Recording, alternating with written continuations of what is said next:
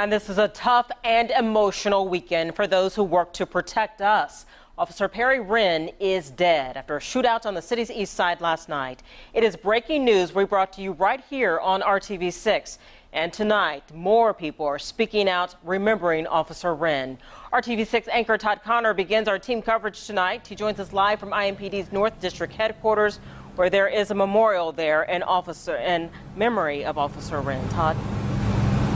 Erica, Officer Renn's squad car is just behind me. Just minutes ago, a couple of families stopped by to pay their respects, something that's really been happening all day long ever since they put his squad car out front here of the North District. The officers here at North District have really had a very violent weekend, and they're hoping it ends on a much quieter note. Meanwhile, we are finding out much more about Officer Perry Renn. In fact, our Ebony Monet spoke with a family friend of the Renn family, and Ebony joins us now with more. Ebony. Yes, Todd, we spoke to a neighbor and a friend of Officer Renn, and she tells us that their small, close-knit community, understandably, is devastated. Still, they're doing everything they can to support his wife. We lose, so much when we lose an officer.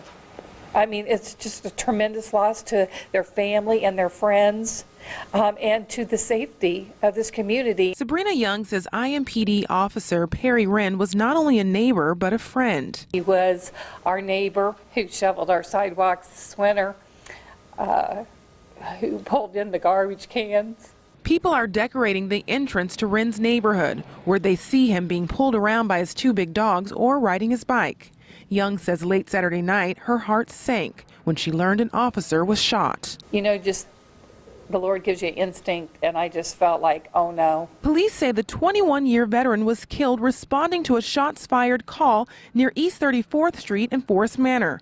The North District Patrol officer leaves behind a wife and father. They are totally devastated, as you can expect, and everybody in our neighborhood is totally devastated. Investigators say Officer Renn made contact with Major Davis in the alley.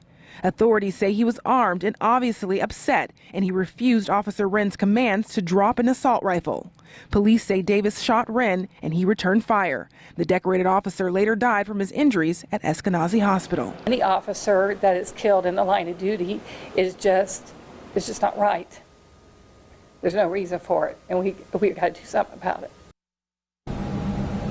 Sabrina Young spoke on behalf of the Renn family. She tells us, of course, they are heartbroken, but they are also touched by the showing of support, like the flowers left here behind us, and they just wanted to thank the community for everything they've been doing, especially, Todd, for all of the prayers. A real outpouring of support, Ebony. Thank you very much. As you mentioned, there is a big outpouring of support, as you can see in that car behind me. Since Officer Renn died just about 24 hours ago from now, though, there has been a real mix of emotions inside the North District headquarters here on East 30th Street. Everyone who walks into the building, passes that car, remembers that they lost a true friend, someone they will never forget. His former supervisor, who works on the police officer support team, told me that Officer Renn's sense of humor will be especially missed. The way he would act and represent himself and the things he would say always caused everybody to smile or laugh, and so as somebody noted, we were kind of celebrating his life. Right. And I hope that's how we deal with this funeral. Lieutenant Tom Black spent this evening at roll call here at the North District. He said it's important to check on the well-being of the officers to make sure they're ready and capable of going back out on the streets. That's where the IMPD chaplains come into the picture as well. They have been at roll calls in at least a couple of districts tonight, including Northwest District, where Officer Rod Bradway worked out of. He died in the line of duty 10 months ago. You never get over losing an officer, but 2 in 1 year in the line of duty is just an enormous amount of emotional pressure on a department.